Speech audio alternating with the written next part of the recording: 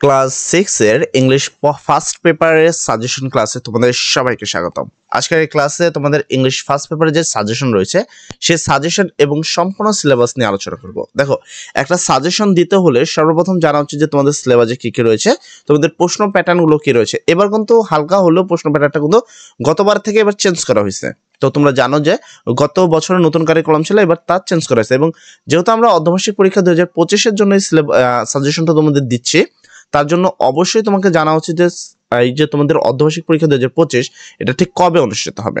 সেক্ষেত্রে তোমাদের জানার সুবিধাতে বলে দিই যে পরীক্ষাটি কিন্তু ঠিক 24শে জুন অনুষ্ঠিত হবে। এবং সেক্ষেত্রে আমরা ফার্স্ট পেপারে কি করব, তো ইংলিশ ফার্স্ট পেপার তোমাদের টাইম থাকবে হলো 3 ঘন্টা এবং মার্ক থাকবে হলো 100 মার্কের একটি পরীক্ষা হবে। ঠিক আছে, প্রশ্ন টাইপ বা টাইপ অফ কোশ্চেন কিভাবে কোশ্চেন করা হবে। ফার্স্ট পার্টে তোমরা দেখতে পাচ্ছ 70 মার্ক থাকবে, রিডিং টেস্ট বলা হয় একে, এখানে থাকবে 70 মার্ক। প্রথমে থাকবে সিন প্যাসেজ। সিন প্যাসেজ মানে তোমাদের বই থেকে একটা প্যাসেজ দেওয়া থাকবে, কোন প্যাসেজগুলো দেওয়া থাকবে সেগুলো আমরা বলে দেবো, তার মধ্যে কোনগুলো ইম্পর্টেন্ট কোনগুলো বেশি থাকতে পারে সেটাও আমরা বলে দেবো। নাম্বার 1 হলো মাল্টিপল চয়েস কোশ্চেন, মানে এমসিকিউ যে কোশ্চেনগুলো থাকবে সেটা হবে 60টা এবং তার জন্য 7 মার্ক পাবা। অ্যান্সারিং কোশ্চেন মানে প্রশ্নের উত্তর দিতে হবে সেই অনুসারে, মানে প্যাসেজ থেকে দেখে দেখে এই প্রশ্নের উত্তরগুলো দিতে হবে, তার 5টার জন্য 10 মার্ক পাবা। ঠিক আছে, তারপর হলো সিন প্যাসেজ 2। এখানে তোমাকে আরো একটা সিন প্যাসেজ দেওয়া হবে যেখানে গ্যাপ ফিলিং করতে হবে, কিছু একটা গ্যাপ থাকবে সেই গ্যাপগুলো তোমাকে ফিলিং করতে হবে, 5টা গ্যাপের জন্য 5 মার্ক পাবা। ভোকাবুলারি করতে হবে, সিনোনিম এবং অ্যান্টোনিমগুলো পড়তে হবে, মানে পারস্পরিক শব্দ এবং বিপরীত শব্দগুলো ভালো করে পড়তে হবে, 5টার জন্য তোমরা 5টা মার্ক পাবা। আনসিন প্যাসেজ, এই প্যাসেজটা কখনোই কমন আসে না, তারপরে মডেল থেকে বললে কমন আসতে পারে। তো একটা আনসিন মানে যেটা বইয়ের মধ্যে নেই, বইয়ের বাইরে, সেখান থেকে তোমাকে একটা প্যাসেজ দেবে, ইনফরমেশন ট্রান্সফার একটা টেবিল থাকবে, ওই টেবিলটা তোমাকে পূরণ করতে হবে। তারপরে ট্রু ফলস এর প্রশ্ন থাকবে, এটা 5টার জন্য 5 মার্ক থাকবে। তারপরে একটা সামারি লিখতে হবে ওই টেবিল সিন প্যাসেজটা, আনসিন প্যাসেজটা, তার জন্য পাবো 10 মার্ক। এবার আদার কোশ্চেন মানে প্যাসেজ ব্যতীত যে কোশ্চেন থাকবে যার কোনো প্যাসেজিং থাকবে না। প্রথমে ম্যাচিং থাকবে, ম্যাচিং এর জন্য তোমাকে পাবা হলো তোমরা 5 মার্ক। তারপর রিয়ারেন্স থাকবে 8টার জন্য পাবা 8 মার্ক। এবং answering question from the poem in the, মানে তোমার অ্যাকচুয়ালি কথা হলো কবিতা থেকে কিছু, ইংলিশ ফর টুডে বই থেকে কবিতা থেকে কিছু প্রশ্ন করতে হবে। তো এই প্রশ্নের মধ্যে 8টি প্রশ্নের মধ্যে তোমাকে 5টির উত্তর দিতে হবে এবং 5টার জন্য তুমি পাবে 10 মার্ক। এইটা গেল তোমাদের রিটেন টেস্ট। এবার আসবে তোমাদের রাইটিং টেস্ট। রাইটিং টেস্টে তোমার 30 মার্ক থাকবে। প্রথমে হলো কমপ্লিটিং স্টোরি, একটা স্টোরি থাকবে যার জন্য তুমি পাবো 10 মার্ক। রাইটিং প্যারাগ্রাফ 120 ওয়ার্ডের মধ্যে, সেটার জন্য তুমি পাবো 10 মার্ক। এবং একটা ডায়লগ থাকবে তার জন্য পাবো 10 মার্ক। এই হলো তোমার টোটাল 100 মার্কের একটি পরীক্ষা। এবার আসি হাফ ইয়ারের এক্সামে তোমাদের সিলেবাস কি, half yearly examination. Half yearly এক্সামিনেশনের যে সিলেবাস, সেই সিলেবাসটা অ্যাকচুয়ালি কি, সেক্ষেত্রে তোমাদের রিডিং টেস্টে পড়তে হবে হলো লিসেন 1 থেকে 16 লিসেনগুলো পড়তে হবে, যে দেখতে হবে যে লিসেনগুলোর মধ্যে কোনগুলো রয়েছে, তারপরে আমরা সে বিষয়ে কথা বলবো।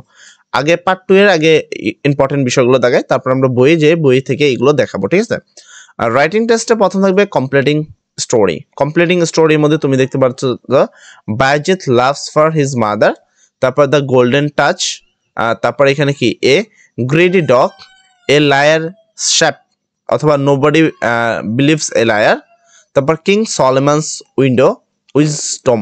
আচ্ছা, মোটামুটি এই কয়টা হলো তোমাদেরকে, এটাকে বলা হচ্ছে কমপ্লিটিং স্টোরি কিভাবে সংক্ষিপ্তভাবে লিখতে হয় এবং একটা পড়লে কিভাবে সব লেখা যায়, এটা কিন্তু আমরা ভিডিওর প্লেলিস্টে পেয়ে যাবা। মানে এই ভিডিও তুমি আমার চ্যানেলের ডেসক্রিপশনে গেলে বা ফার্স্ট যেখানে হোম পেজে গেলে দেখবা ইংলিশে কিভাবে ভালো রেজাল্ট করা যায়, কিভাবে শর্টকাট টেকনিকে বেশি না পড়ে অল্প করা যায়, সেগুলো জানতে পারবা। দেখ, আমি তোমাকে এখানে যেটা বলছি, এখানে আমাদের সবচেয়ে ইম্পর্টেন্ট যদি বলি দ্য গোল্ডেন টাচ, এটা পড়বা, এটা আসার চান্স সবচেয়ে বেশি।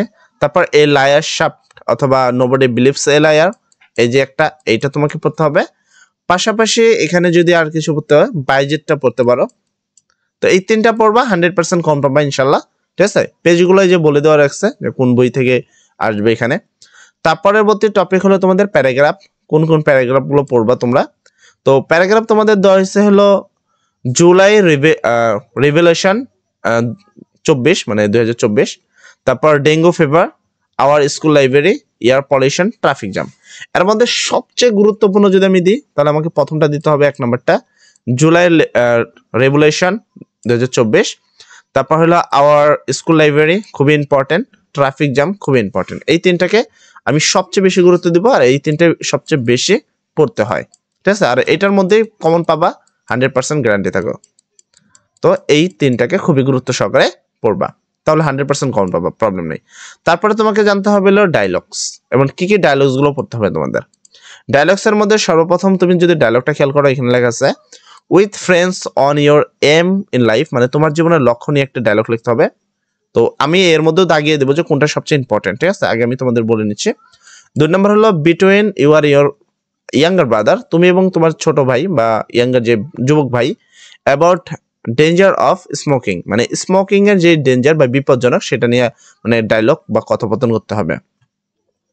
3 নম্বরে দেওয়া আছে হলো বিটুইন টু ফ্রেন্ডস, দুইটা বন্ধুর মধ্যে on the importance of planting tree, মানে গাছে লাগানো বা বৃক্ষরোপণ বিষয়ে, বৃক্ষরোপণের গুরুত্ব সম্পর্কে কি করতে হবে, তাকে আলোচনা করতে হবে। তারপর makes a dialogue between you আর your friends about early rising, মানে আর্লি রেসিং এর জন্য তোমাকে কি করতে হবে। তারপরে হলো তোমার যদি between you and your friend, তুমি এবং তোমার বন্ধু, অ্যাবাউট ইউর ফেভারিট হবি। আচ্ছা, মোটামুটি এই হলো তোমাদের ডায়লগ। এবার প্রশ্ন হলো এই ডায়লগগুলো ঠিক কতটুকু তোমাদের ইম্পর্টেন্ট বা সবচেয়ে ইম্পর্টেন্ট কোনটা। আচ্ছা, এখানে যদি আমি সবচেয়ে বেশি ইম্পর্টেন্ট দিই, আসলে প্রায়টাই ইম্পর্টেন্ট, কোনোটাই কারো থেকে কম না। তারপরও তোমাকে আমি ডি নাম্বারটা সবচেয়ে বেশি ইম্পর্টেন্ট দিব, ডি নাম্বার। এই ডি নাম্বারটা খুবই ইম্পর্টেন্ট, ঠিক আছে। মানে আর্লি রেসিংটা খুবই। তারপর হলো তোমার ইম্পর্টেন্ট অফ প্ল্যান্টিং ট্রিজ, এটাও খুবই ইম্পর্টেন্ট, এটা তোমাকে পড়তে হবে। তো এইটা তারপরে পরবর্তীতে যদি দিই, একটা দুইটা হয়ে গেছে। 3 নাম্বার হিসাবে তুমি পড়তে পারো এখানে হবিটা পড়তে পারো, নিচেরটা। তো এই মোটামুটি 3টা পড়লে 100% কমন পাবে ইনশাল্লাহ, ঠিক আছে। তো বাকিগুলোর বিষয় আমি বলি যে এখানে তোমাদেরকে যদি আমি একটু নিচে আসি। আচ্ছা, এরপর হলো অ্যানুয়াল এক্সাম। আচ্ছা, অ্যানুয়াল এক্সামিনেশন আমি নিয়ে কথা বলবো না, যেহেতু আমি কি হাফ ইয়ার নিয়ে কথা বলছি, হাফ ইয়ারলি এক্সামিনেশন। এবার কথা হলো এই যে এখানে ভালো রেজাল্ট করার একটা অপশন বা প্যারাগ্রাফ কিভাবে লিখবো, ধরো আমার পড়া নাই, এখন আমি কিভাবে লিখবো। তারপর ধরো তোমার এই যে এখানে যে ডায়লগ গুলো রয়েছে এগুলো তোমরা কিভাবে লিখবা, এই যে টপিক গুলো, তাই না। এর জন্য তুমি চাইলে আমাদের ভিডিও ডেসক্রিপশনে গিয়ে সেই লিঙ্কগুলো পাবা, অথবা ভিডিওর এই চ্যানেলের হোম পেজে যাওয়া তুমি ইজিলি কিন্তু সেই প্রশ্নের উত্তরগুলো দেখতে পারবা। বিশেষ করে এটা আমি ভালো স্টুডেন্টরে বলবো যে এখানে যা আছে যেভাবে দাগিয়ে দিলাম সেভাবে পড়ো, ভালো একটা রেজাল্ট করবা। যারা একবারেই পড়তে পারো না, আসলে এত বড় পড়াই সম্ভব না, তারা এই যে কম্পিটিং স্টোরি রাইটিং এর যে নিয়মগুলো আছে, একটা নিয়ম পড়লে সবগুলো লেখা যায়, ওই নিয়মগুলো দেখবে আমাদের চ্যানেলের হোম পেজে তোমরা পাবা। হোম পেজ তো চেনো সবাই, এই হোম পেজে গেলে তোমরা খুব ইজিলিতে পেয়ে যাবা। তোমরা চাইলে ওই নিয়মগুলো দেখে নাও, একটা দিয়ে তুমি সব লিখতে পারবা। তখন দেখা যাচ্ছে তোমার এই যে তিনটা মনে করো কমপ্লিটিং স্টোরি আর লেখা মানে মুখস্থ করার প্রয়োজন পড়লো না আর কি, এই আর কি, ঠিক আছে। যাক, আজকের জন্য এতটুকুই। সবাই ভালো থাকবা, সবার জন্য দোয়া করি। আসসালামু আলাইকুম।